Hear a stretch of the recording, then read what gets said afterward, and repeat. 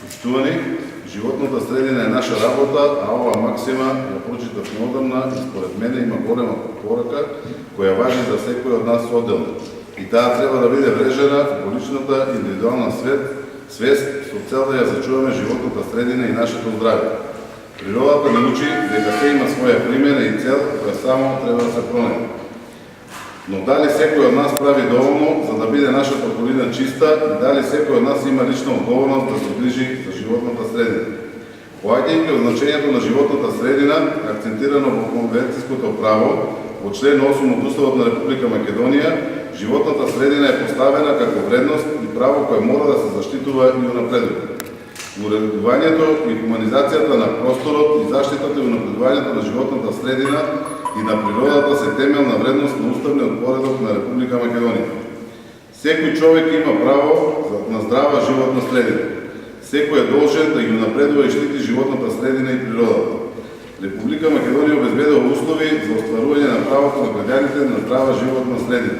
Се подпишува во член 43 од Уставот на Република Македонија. Покрај уставните определби за животната средина, во правниот поредок се нормирани и повеќе прописи кои што ги регулираат заштитата и унапредувањето на животната средина во Република Македонија.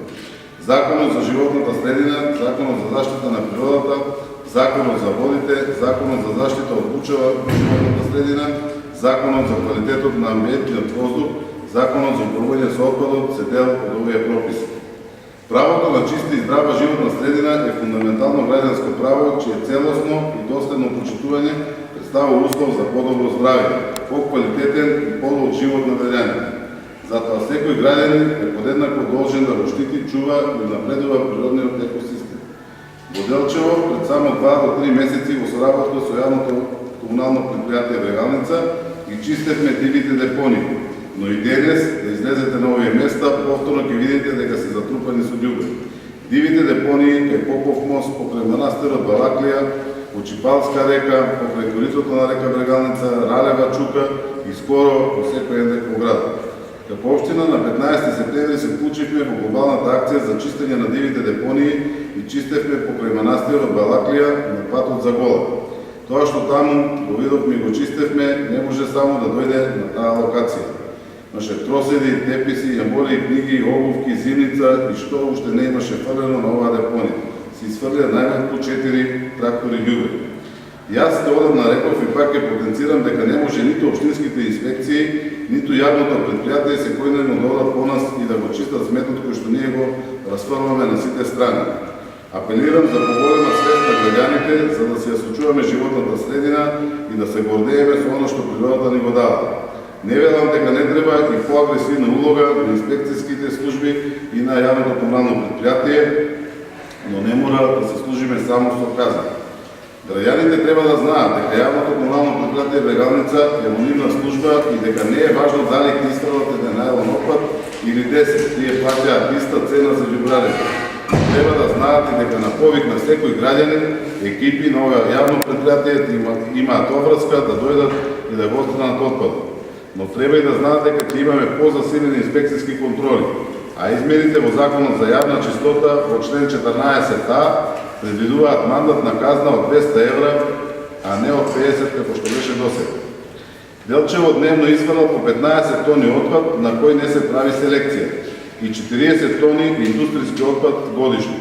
А решавањето на проблемот со собирањето отпад и со застарената механизација очекувам да се реши со проектот за регионално управување со отпадот и регионалната депонија поддржана со средства од Европската унија.